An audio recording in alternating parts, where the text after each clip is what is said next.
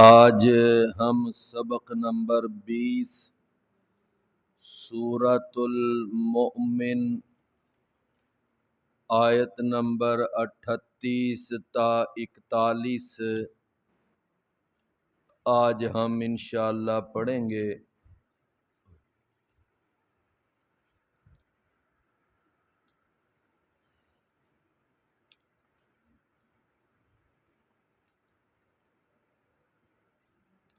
اعوذ باللہ السمیع العلیم من الشیطان الرجیم من ہمزہ ونفخہ ونفثہ۔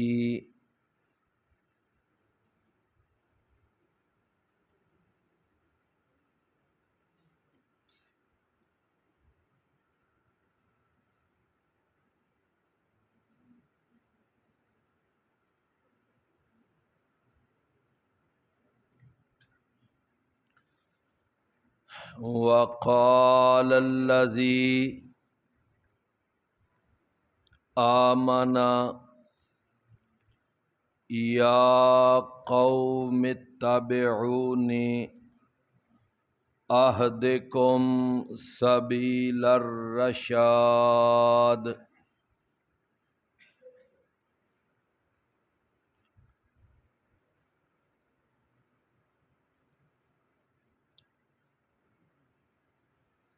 یا قوم انما ھذہ الحیاۃ الدنیا متاع وان الآخرۃ ھی دار القرار۔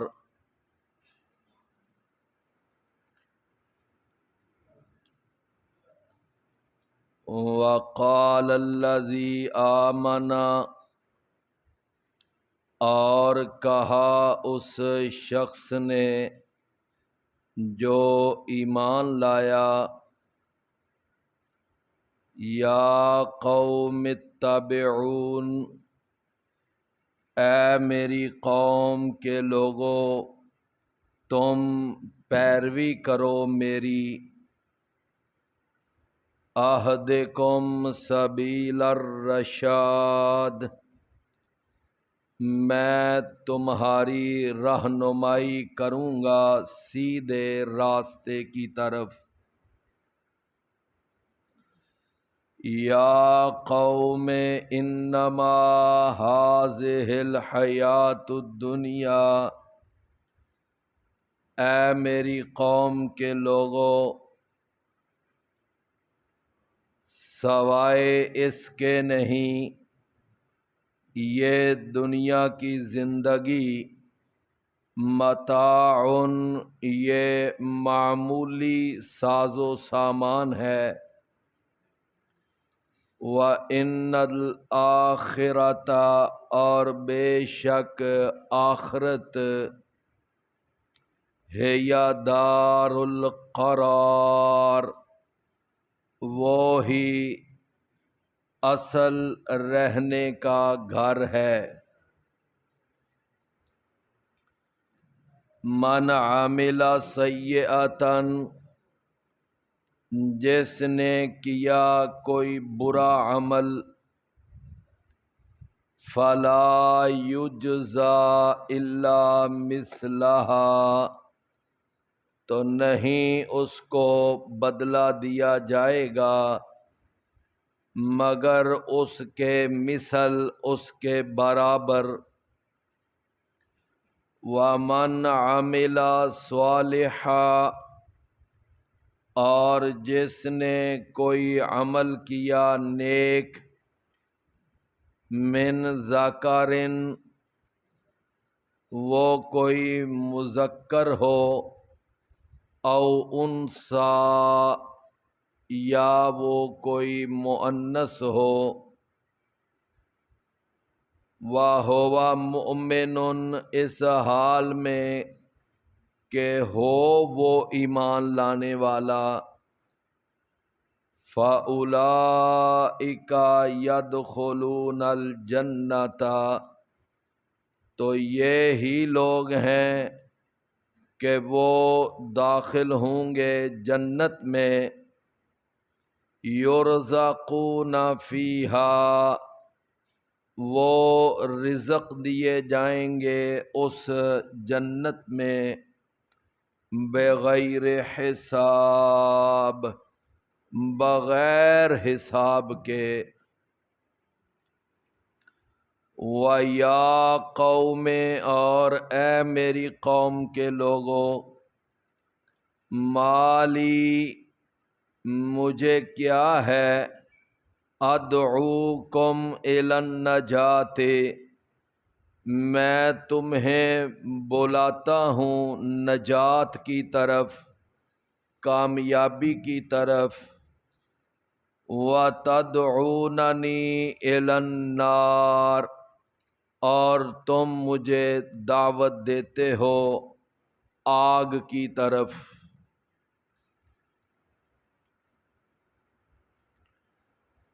یہ جو وہ بندہ مومن فرعون کے روبرو اپنی وہ گفتگو جاری رکھے ہوئے ہے،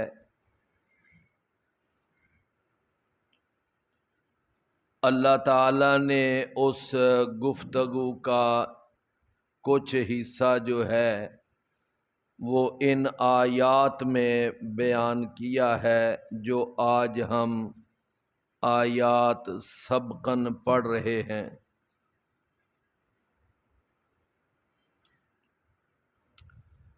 وہ بندہ مومن وہ وہاں موجود سامعین اور حاضرین کو وہ کہنے لگا کہ یا قوم، اے میری قوم کے لوگو، یہ جو انداز ہے دعوت دینے کا، اس کے اندر ایک اپنائیت پائی جاتی ہے، اس میں ایک اپنائیت کا اظہار ہے کہ اے میری قوم کے لوگو، تم کوئی بیگانے نہیں ہو بلکہ میرے اپنے خاندان کے لوگ ہو، تمہاری خوشی کو میں اپنی خوشی سمجھتا ہوں اور تمہارے غم کو میں اپنا غم سمجھتا ہوں، تمہاری تکلیف گویا میری تکلیف ہے، تو میں اس لیے تمہیں یہ دعوت دے رہا ہوں کہ تم اس عذاب سے بچ جاؤ جو اللہ نے اپنے نافرمانوں اور باغیوں کے لیے اللہ نے تیار کر رکھا ہے، تو تم اس عذاب سے بچ جاؤ، یہ ہے میرا اصل مطمع نظر۔ تو اس کے اندر نا ایک اپنائیت پائی جاتی ہے، یا قوم، اے میری قوم۔ ابراہیم علیہ السلام نے جب اپنے والد کو دعوت دی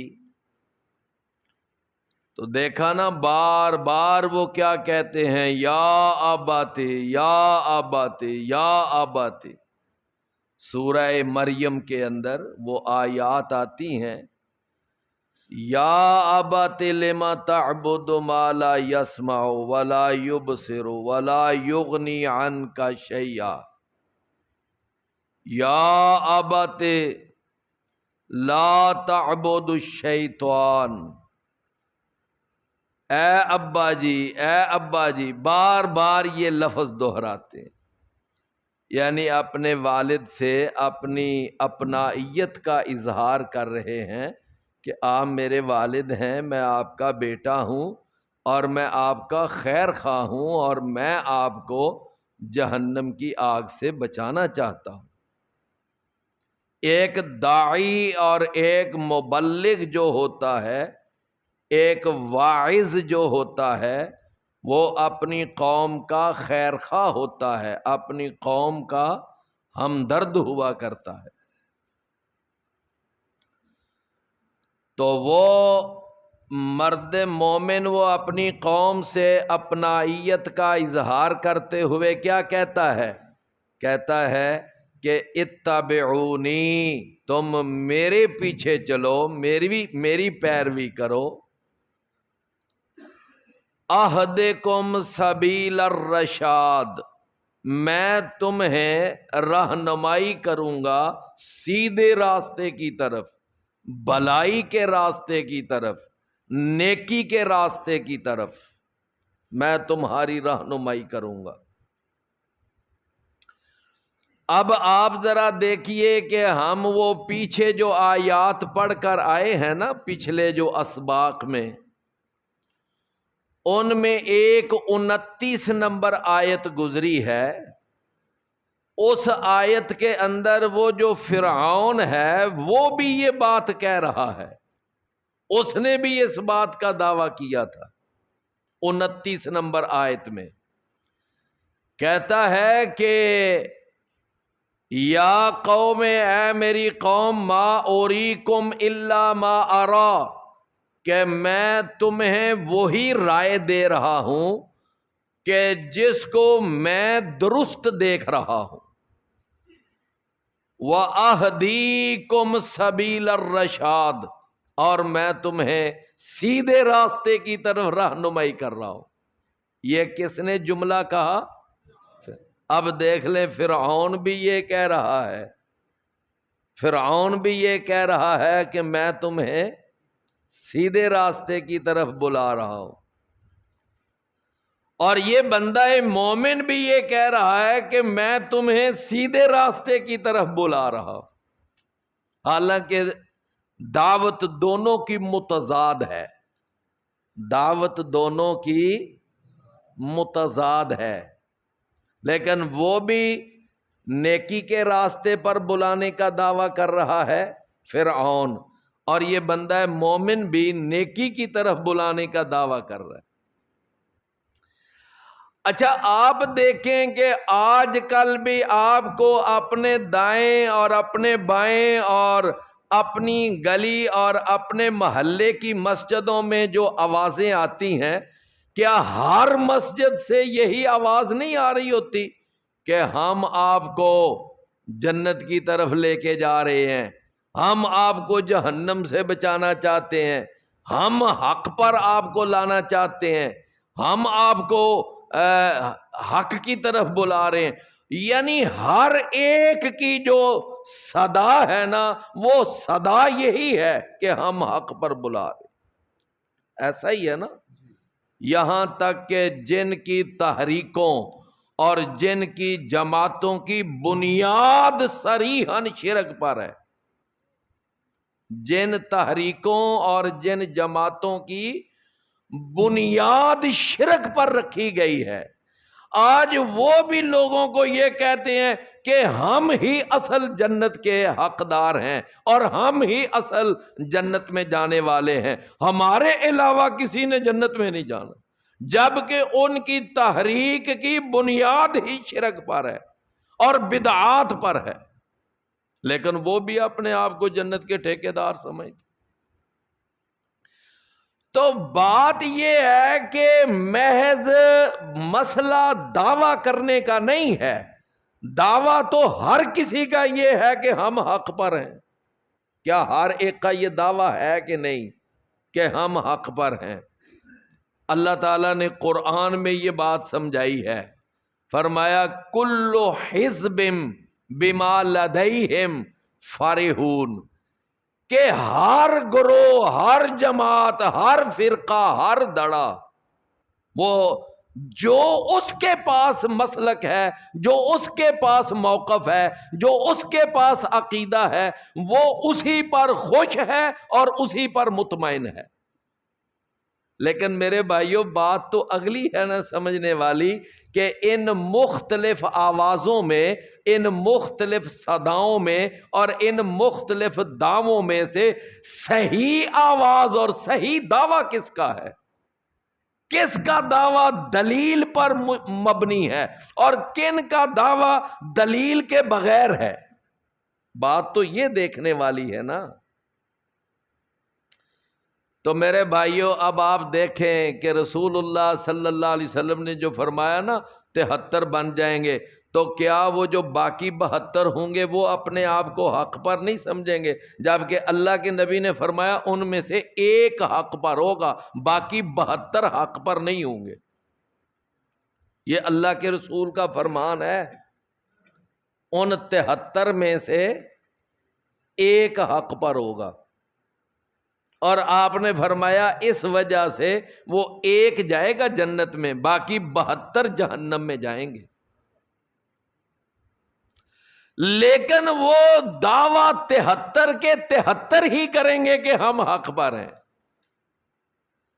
تو میرے پیارے بھائیوں یہ بات ذرا یہاں سمجھنے والی ہے کہ دعویٰ فرعون بھی کر رہا ہے کہ اہدیکم سبیل الرشاد، اور دعویٰ یہ بندہ مومن بھی کر رہا ہے کہ اہدیکم سبیل الرشاد، اہدیکم سبیل الرشاد، کہ میں تمہیں نیکی کے راستے کی طرف بلا رہا ہوں۔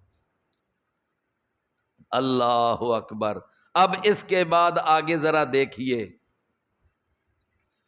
آج ان 73 آوازوں میں سے جس کی آواز قرآن اور حدیث کے مطابق ہے اس کا دعویٰ بھی ٹھیک ہے، اس کی آواز بھی ٹھیک ہے، اور اس کا موقف بھی ٹھیک ہے، اس کا عقیدہ بھی ٹھیک ہے۔ جس کی آواز کس کے مطابق ہے؟ قرآن اور حدیث کے مطابق۔ اور جس کی آواز قرآن اور حدیث کے مطابق ہے، جس کا دعویٰ قرآن اور حدیث کے مطابق ہے، گویا اس کا دعویٰ اللہ کے رسول اور صحابہ کے عمل کے مطابق ہے، چونکہ محمد کریم صلی اللہ علیہ وسلم بھی اور صحابہ کرام بھی وہ قرآن اور حدیث کے خالص پیروکار تھے۔ ابھی وہاں پر ملاوٹ نہیں شروع ہوئی تھی، ملاوٹ بہت بعد میں جا کر شروع ہوئی ہے، آگے جا کر۔ دین کے اندر ملاوٹ بعد میں آئی ہے، اس وقت دین خالص تھا۔ اللہ کے رسول کے زمانے میں، صحابہ کے زمانے میں کیا تھا؟ دین خالص تھا۔ کیوں بھی بات سمجھ آئی ہے نا؟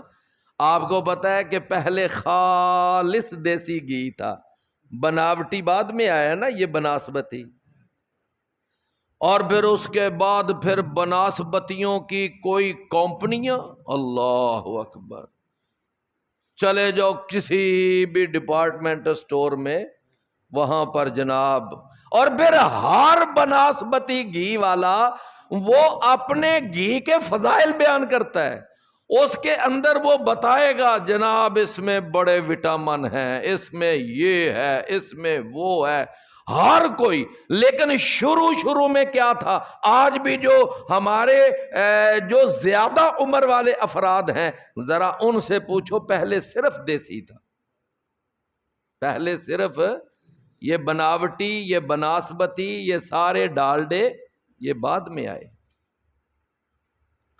تو بالکل اسی طرح اللہ کے رسول کے زمانے میں اور صحابہ کے زمانے میں دین کیا تھا؟ خالص دیسی دین تھا۔ یہ بناسبتی دین سارے بعد میں آئے ہیں۔ تو بہرحال اس وقت جو ہے نا، جو صحابہ کا دین، اللہ کے رسول کا دین، وہ ہی خالص دین ہے۔ تو جو آج بھی قرآن اور حدیث کی بات کرتا ہے، اللہ کے رسول اور صحابہ کی بات کرتا ہے، تو اس کا تو الحمدللہ دعویٰ بھی ٹھیک ہے، اس کا موقف بھی ٹھیک ہے، اس کا عقیدہ بھی ٹھیک ہے۔ سمجھ آئی نا بات؟ اب اس میں کوئی شک ہے کہ صحابہ کے دور کے اندر یہ جتنے تصوف کے سلسلے تھے، کیا اس وقت یہ سلسلے موجود تھے؟ کوئی ہے کہ وہ اپنے سینے پہ ہاتھ رکھ کر کہہ سکے کہ صحابہ کے دور کے اندر یہ جناب چشتیہ، یہ قادریہ، یہ رضویہ، یہ سہروردیہ، یہ نقشبندیہ، کوئی ایک سلسلہ بھی ان میں سے تھا؟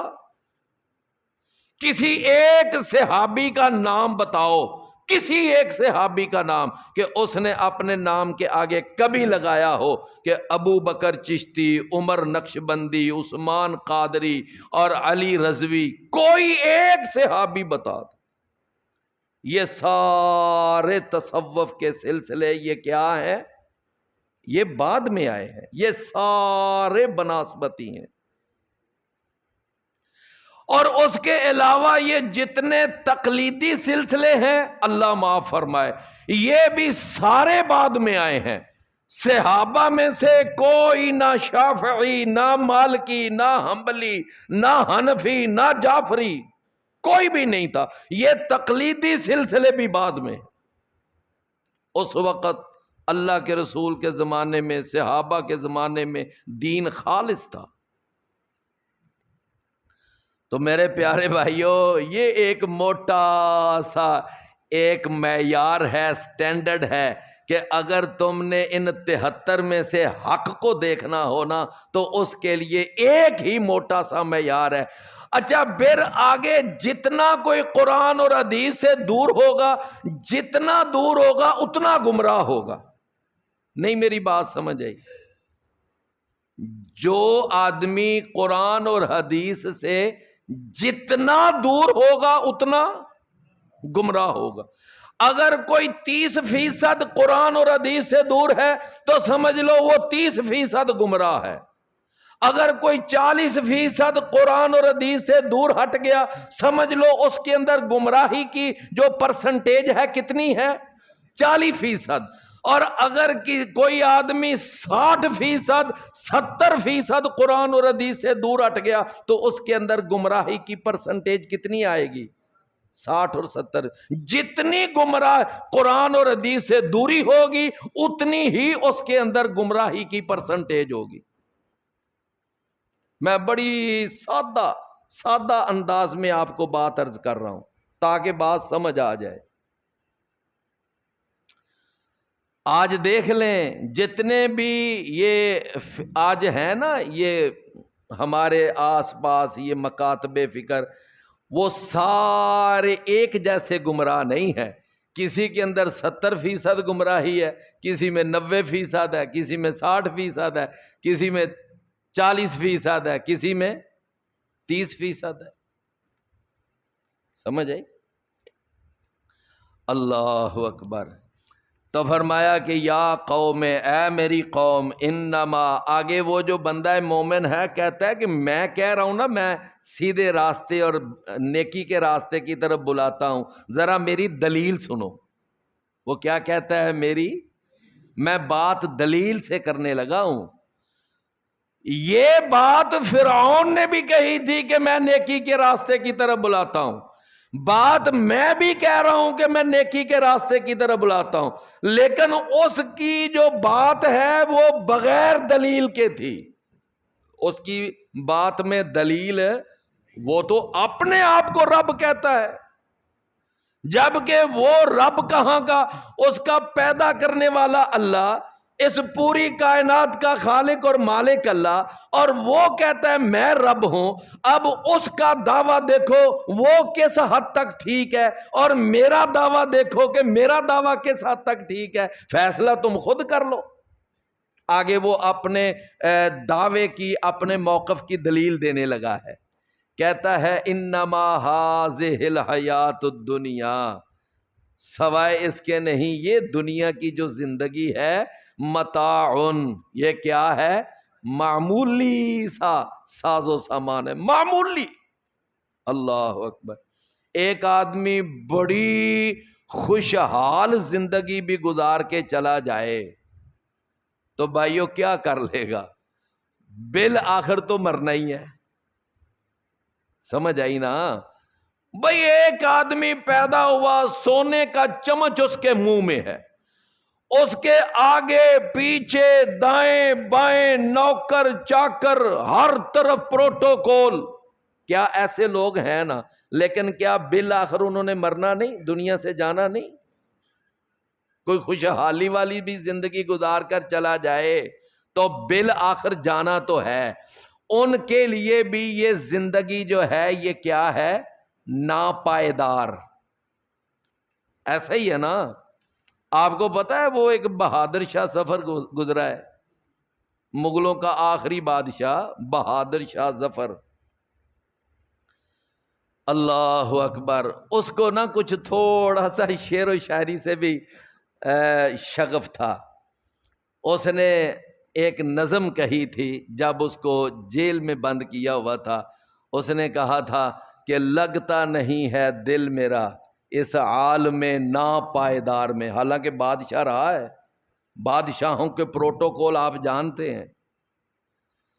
اس کے باوجود کہتا ہے کہ لگتا نہیں ہے دل میرا اس عالم ناپائیدار میں، کس کی بنی ہے بلا.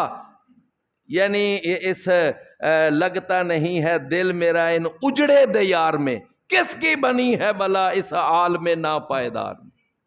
یہ ہے تو عالم ناپائیدار. عمر دراز مانگ کر لائے تھے 4 دن، 2 آرزو میں کٹ گئے 2 انتظار میں. بس یہی ہے آج جا کر زندگی. تو میرے بھائیوں، اگر کوئی آدمی روکھی سوکھی کھا کر اگر کوئی تنگی اور ترشی کے ساتھ زندگی گزار کے چلا جاتا ہے تو وہ بھی چلا جاتا ہے. خوشحال لوگوں نے بھی چلے جانا ہے، تنگ دستوں نے بھی چلے جانا ہے. یہ دنیا کی زندگی کیا ہے؟ متاع قلیل. اللہ، یہ بڑا ہی معمولی سامان ہے. فرمایا وَإِنَّ الْآخِرَةَ هِيَ دَارُ الْقَرَارِ. یہ دنیا جو ہے نا، دنیا دیکھو، بچپن کے بعد آگے کیا آ جاتی ہے؟ جوانی. جوانی کے بعد آگے بڑھاپا. یعنی آگے کوئی گیئر لگ رہا ہے نا، ریورس تو نہیں کوئی گیئر لگتا. کوئی جوانی میں جا کر دوبارہ بچپن میں تو نہیں آتا، کوئی بڑھاپے میں جا کر دوبارہ جوانی میں تو نہیں آتا، آگے ہی آگے ہے. فرمایا کہ وَإِنَّ الْآخِرَةَ، اور بے شک جو آخرت ہے نا وہ ہے اصل رہنے کا گھر. وہاں پر جو چلا جائے گا بس وہ وہاں پر ہمیشہ رہے گا. وہ وہاں پر کیا رہے گا؟ اچھا، یہ جنت جو ہے نا صرف وہ ہی ہمیشہ کا گھر نہیں ہے. صرف جنت ہی ہمیشہ کا گھر نہیں ہے، جہنم بھی ہمیشہ کا گھر ہے. تو میری بات آپ سمجھے ہیں؟ کیسے بلا؟ بھائی جو آدمی جنت میں چلا گیا نا وہ تو ہمیشہ جنت کے مزے اڑائے گا، جنت میں سکون اور راحت کے ساتھ رہے گا. اور جو آدمی جہنم میں چلا گیا تو اگر وہ اہل ایمان ہیں لیکن اپنے گناہوں کی وجہ سے وہ اگر جہنم میں اللہ نے ان کو ڈالا تو سزا مکمل ہونے کے بعد ان کو جہنم سے نکالا جائے گا. لیکن جو کافر اور مشرک ہیں وہ ہمیشہ جہنم میں رہے. جب وہ اہل توحید وہاں سے نکال لیے جائیں گے نا جہنم سے، تو پھر موت کو نا ایک مینڈے کی شکل میں لایا جائے گا اور جنتیوں اور جہنمیوں کے درمیان لا کر اس کو پھر کھڑا کیا جائے گا. اور پھر جنتیوں سے پوچھا جائے گا اس کو پہچانتے ہو؟ وہ کہیں گے ہاں ہم اس کو پہچانتے ہیں، یہ موت ہے. پھر جہنمیوں سے پوچھا جائے گا اس کو پہچانتے ہو؟ وہ کہیں گے جی ہاں ہم اس کو پہچانتے ہیں، یہ موت ہے. جنتی بھی اس مینڈے کو کیا کہیں گے اور جہنمی بھی کیا کہیں گے؟ موت. اس کے بعد پھر نہ اس مینڈے کو ذبح کر دیا جائے گا اور ساتھ کہا جائے گا کہ آج کے بعد نہ جنتیوں کو موت آئے گی اور آج کے بعد نہ جہنمیوں کو موت آئے گی۔ جنت جو ہے وہ اہل جنت کے لیے ہمیشہ کا گھر ہے، اور جو جہنم ہے وہ اب اہل جہنم کے لیے ہمیشہ کا گھر۔ اللہ فرمایا وَإِنَّ الْآخِرَةَ هِيَ دَارُ الْقَرَارِ، بے شک وہ جو آخرت ہے نا وہ ہے اصل رہنے کا گھر۔ بعض لوگوں نے قبروں پہ لکھا ہوتا ہے آخری آرام گاہ، یہ کتنی بڑی جہالت ہے۔ یہ قبر پر لکھنا آخری آرام گاہ، بھلا یہ قبر آخری آرام گاہ ہے؟ اس قبر سے نکلنا نہیں ہے ہم نے، نکلنے کے بعد میدان محشر میں نہیں جانا، وہاں آگے حساب کتاب نہیں ہونے، پھر وہاں اعمال نامے نہیں پکڑائے جانے، پھر پل صراط کے اوپر سے نہیں گزرنا سب نے، اور اس کے بعد اگر کوئی جنت میں چلا جائے گا تو وہ جنت اس کے لیے آخری آرام گاہ ہوگی۔ یہ قبر آخری آرام گاہ نہیں ہے، لیکن ایسے وہ بس مکھی پہ مکھی مارتے جاتے ہیں، ایسے لگی ہوئی ہیں پھٹیاں، وہاں پر کتبے لگے ہوئے ہیں، اور سینکڑوں نہیں ہزاروں کے اعتبار سے لگے ہوئے۔ فرمایا کہ وہ جو آخرت ہے وہ اصل رہنے کا گھر ہے۔ من عامل سیئۃ، جس نے کوئی عمل کیا برا، فلا یجزا الا مثلہا، تو نہیں بدلہ دیا جائے گا مگر اس کے مثل، مگر اس کے برابر، یعنی اس کو اس کے جرم سے زیادہ سزا نہیں دی جائے گی۔ جتنا جرم ہوگا اس جرم کی مناسبت سے اس کو سزا ملے گی۔ یہ نہیں ہے کہ جرم ہے ہی نہیں اور سزا جاری کر دی جائے، یا جرم تھوڑا ہے سزا زیادہ جاری کر دی جائے، ایسا نہیں ہوگا۔ بات سمجھ آئی نا؟ فرمایا فلا یجزا الا مثلہا، پس نہیں بدلہ دیا جائے گا اس کو مگر اس کے مثل۔ ایک گناہ لکھا بھی ایک ہی جائے گا اور سزا بھی ایک ہی گناہ کی ملے گی، ایسا ہی ہے نا؟ فرمایا ومن عمل صالحا، اور جس نے عمل کیا نیک، جس نے عمل کیا نیک، من ذکرن، وہ عمل کرنے والا کوئی مذکر ہو، او انثی، یا وہ کوئی مؤنث ہو۔ فرمایا وہ عمل کرنے والا مرد ہو یا عورت ہو، لیکن اگلی بات بڑی قابل توجہ ہے، وَهُوَ مُؤْمِنٌ، اس حال میں کہ ہو وہ ایمان والا۔ یہ ہے نا بڑی توجہ طلب بات، کہ ایک بندہ عمل کر رہا ہے، وہ اپنی طرف سے نیک عمل کر رہا ہے، لیکن اس کا نیک عمل اللہ کے ہاں تب نیک کنسیڈر ہوگا کہ جب وہ ایمان والا ہوگا۔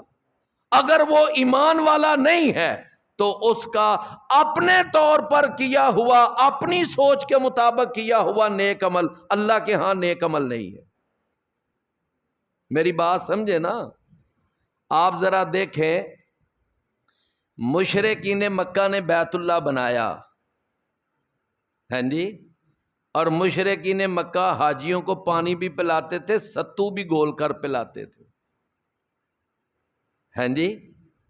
اور قرآن پڑھ کے دیکھ لیں، اللہ تعالیٰ نے فرمایا نہ ان کا بیت اللہ بنانا میرے ہاں کوئی نیک عمل ہے، اور نہ حاجیوں کو پانی پلانا، نہ ان کو ستو پلانا میرے ہاں کوئی نیک عمل ہے۔ اس کی وجہ یہ ہے کہ وَمَا كَانَ لِلْمُشْرِكِينَ أَن يَعْمُرُوا مَسَاجِدَ اللَّهِ، جب عقیدے میں شرک ہے تو پھر یہ مسجدیں بنائیں، جب عقیدے میں شرک ہے پھر یہ حاجیوں کو پانی پلائیں، تو اللہ کے ہاں وہ نیک عمل ہے ہی نہیں، اللہ کے ہاں وہ نیک عمل ہے ہی نہیں۔ ہاں کوئی اپنے طور پر اس کو نیک عمل سمجھتا رہے تو اس کی مرضی ہے، دنیا والے اس کو نیک عمل سمجھتے رہے ان کی مرضی ہے، لیکن بات ہے کہ اللہ کے معیار کے مطابق وہ نیک عمل نہیں ہے۔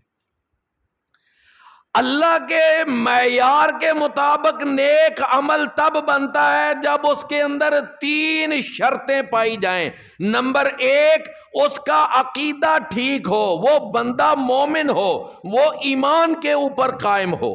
وَهُوَ مُؤْمِنٌ، وَهُوَ مُؤْمِنٌ۔ اور دوسری شرط یہ ہے کہ اس عمل کرنے والے کی نیت ٹھیک ہو، نیت اللہ کی رضا ہو، دنیا کو راضی کرنا مقصد نہ ہو۔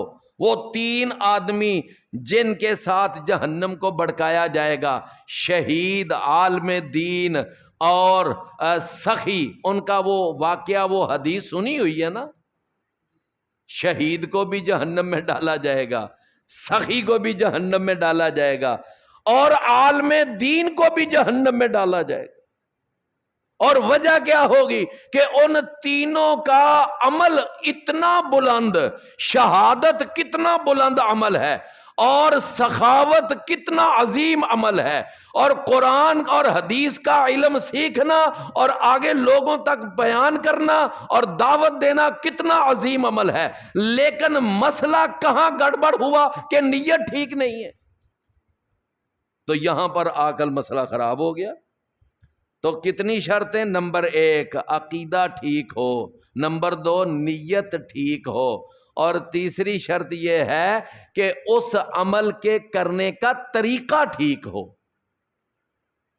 طریقہ کس کا ہو؟ محمد کریم صلی اللہ علیہ وسلم۔ نمازیں آج پڑھنے والے لاکھوں ہیں، کروڑوں ہیں، لیکن اللہ کے نبی نے کیا فرمایا کہ صلو کما رأیتمونی اصلی، نماز اس طرح پڑھو جس طرح میں نماز پڑھتا ہوں۔ کس طرح نماز پڑھو؟ جس طرح مجھے نماز پڑھتے ہوئے دیکھتے ہو۔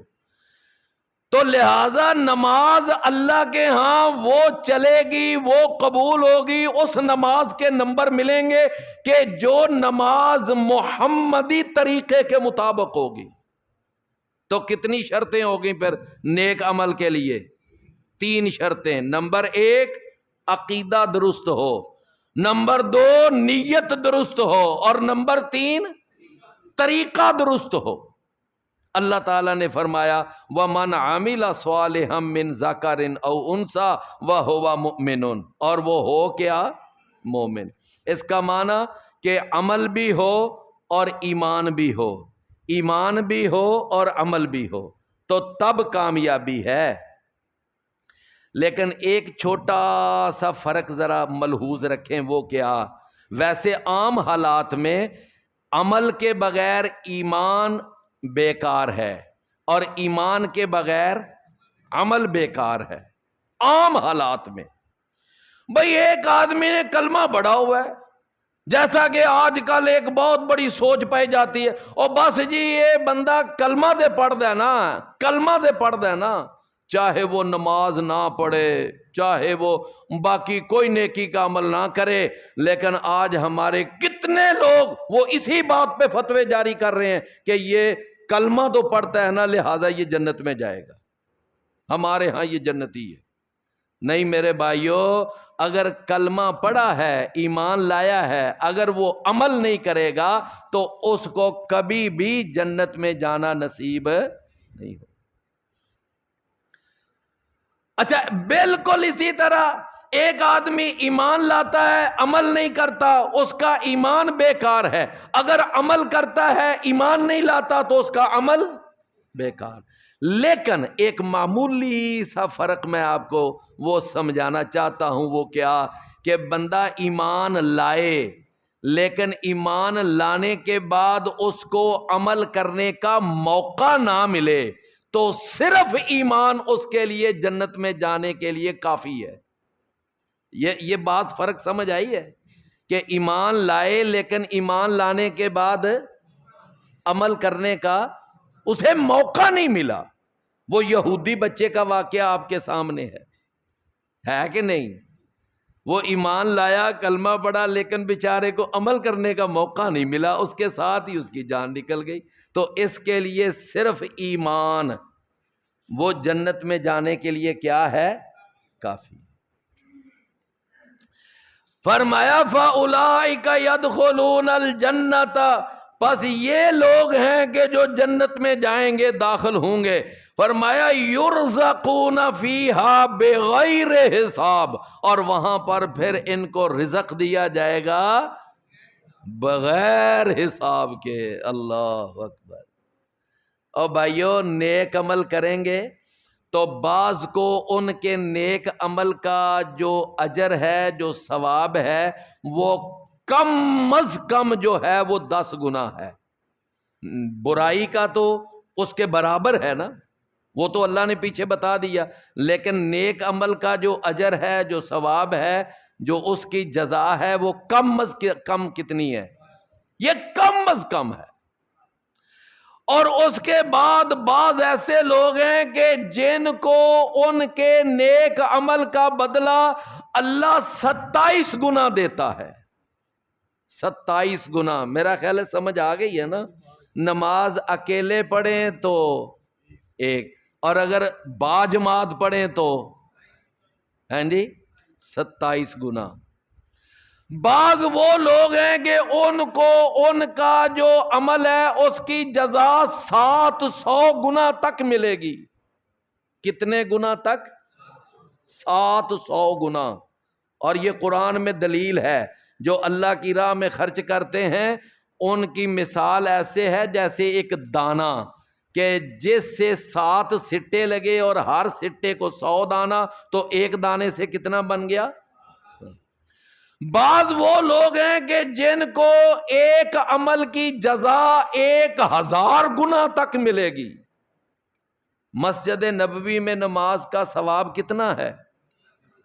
1000 نماز کے برابر۔ اور اگر کوئی باجماعت وہاں نماز پڑھے تو 27000 نمازوں کے برابر۔ اور بعض وہ لوگ ہیں کہ جن کی نیکی کی جزا اللہ 1,00,000 گنا تک بڑھا دیتا۔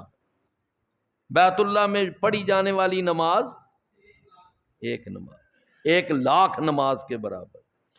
اور بعض تو پھر وہ لوگ ہیں کہ ان کے لیے تو نہ کوئی حساب نہ کوئی کتاب، وہ بغیر حساب کے جنت میں جائیں گے۔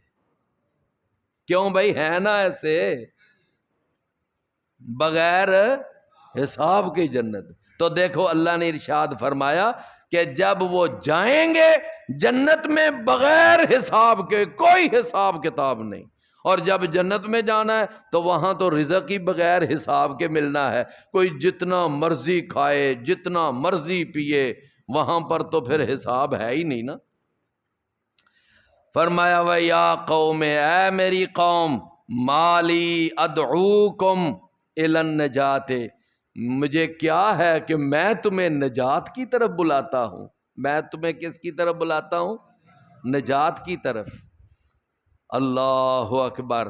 یعنی میں تمہیں توحید کی طرف بلاتا ہوں، میں تمہیں نبیوں کی رسالت کی طرف بلاتا ہوں۔ میری دعوت وہی دعوت ہے جو موسیٰ علیہ السلام کی دعوت ہے۔ میں تمہیں کس کی طرف بلاتا ہوں؟ توحید اور رسالت کی طرف، عقیدہ آخرت کی طرف، جنت کی طرف بلاتا ہوں، یعنی نجات، میں نجات کی طرف بلاتا ہوں تمہیں۔ جناب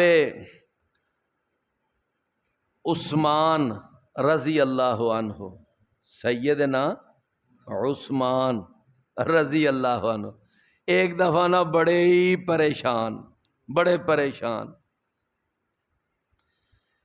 سیدنا ابو بکر رضی اللہ عنہ، وہ سیدنا عمر ان کے پاس سے گزرے نا، تو عمر رضی اللہ عنہ نے سلام کہا، لیکن عثمان رضی اللہ عنہ نے نہ جواب نہ دیا۔ تو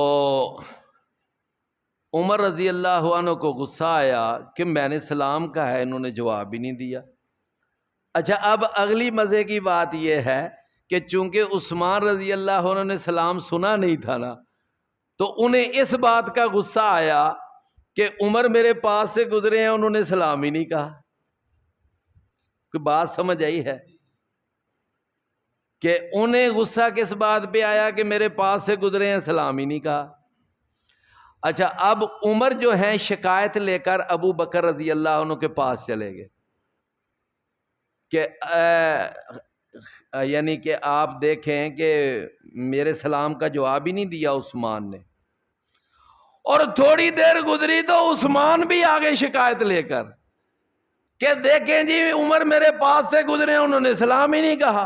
اللہ، تو جب دونوں آگے نا تو ابو بکر رضی اللہ عنہ ماشاءاللہ بڑے دانا آدمی تھے، بڑے سمجھدار، وہ سمجھ گئے کہ معاملہ غلط فہمی کا شکار ہوا ہے، عمر نے سلام کہا ہے اور عثمان نے سنا نہیں ہے۔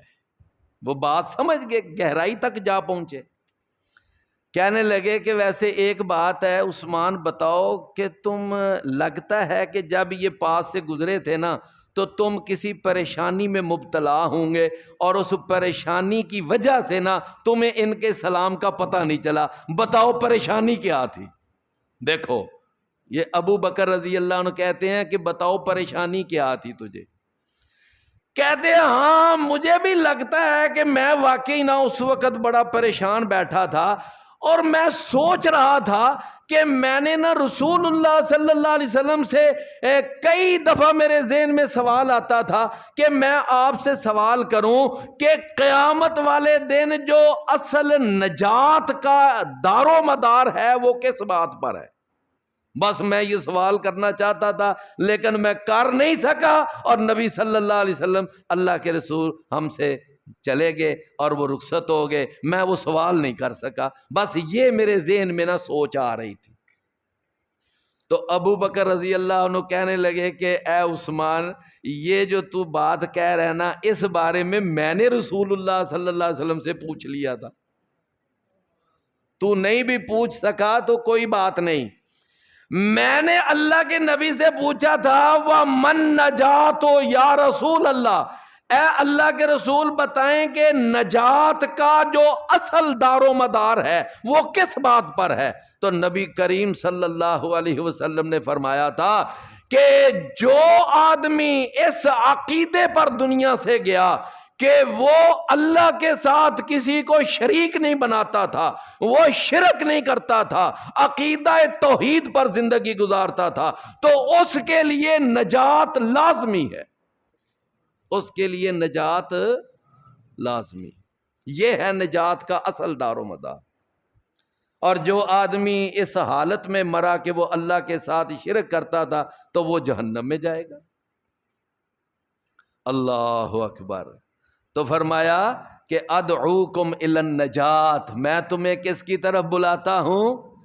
نجات کی طرف، عقیدہ توحید کی طرف، اور میں تمہیں شرک سے بچانے کے لیے تمہیں دعوت دیتا ہوں۔ وَتَدْعُونَنِي إِلَى النَّارِ، اور تم مجھے بلاتے ہو کس کی طرف؟ آگ کی طرف، تم مجھے جہنم کی آگ کی طرف بلاتے ہو، تم کہتے ہو شرک کر اور ہمارے ساتھ جہنم میں جا، میں نہیں شرک کر سکتا۔ تو کیوں بھئی بات سمجھ آ گئی نا؟ وہ جو کہہ رہا تھا مرد مومن کہ میں تمہیں نیکی کے راستے کی طرف بلاتا ہوں، پھر آگے انہوں نے اپنی ساری بات باقاعدہ وضاحت سے بیان کی کہ میری دعوت نیکی والی دعوت کیوں ہے، میری دعوت حق والی دعوت کیسے ہے، آگے انہوں نے باقاعدہ وضاحت کی پھر اپنے موقف۔ وقال الذی آمنا، اور کہا اس نے جو ایمان لایا، یا قوم، اے میری قوم، اتبعونی، میری پیروی کرو، اہدکم سبیل الرشاد، میں تمہاری رہنمائی کروں گا نیکی کے راستے کی طرف۔ یا قوم، اے میری قوم، انما ہذہ الحیات الدنیا، سوائے اس کے نہیں یہ دنیا کی زندگی، متاع، معمولی سا سامان ہے، وَإِنَّ الْآخِرَةَ، اور بے شک آخرت جو ہے وہ ہی دار القرار، رہنے کا اصل گھر ہے۔ من عمل سیئا، جس نے کوئی برا کام کیا، فلا یجزا الا مثلہا، پس نہیں اس کو بدلہ دیا جائے گا مگر اس کے برابر۔ ومن عمل صالحا، اور جس نے کوئی نیک عمل کیا، وہ نیک عمل کرنے والا خواہ کوئی مذکر ہے یا مؤنث، وہو مؤمنون، اس حال میں کہ وہ ہو ایمان والا، فَأُولَٰئِکَ يَدْخُلُونَ الْجَنَّةَ، تو یہی لوگ ہیں جو جنت میں داخل ہوں گے، يُرْزَقُونَ فِيهَا بغیر حساب، وہ وہاں رزق دیے جائیں گے بغیر حساب کے۔ وَيَا قَوْمِ، اے میری قوم، مَا لِي أَدْعُوكُمْ إِلَى النَّجَاةِ، کیا ہے میرے لیے کہ میں تمہیں بلاتا ہوں إِلَى النَّجَاةِ، نجات کی طرف، توحید کی طرف، شرک کے رد کی طرف، وَتَدْعُونَنِي إِلَى النَّارِ، اور تم مجھے کدھر بلا رہے ہو؟ آگ کی طرف۔ اللہ عمل کی توفیق عطا۔ کوئی حاضری لانی ہے کہ بھائی ذرا ساتھی 1 منٹ کے لیے بیٹھیں۔ اچھا بھائی، محمد رفیق بن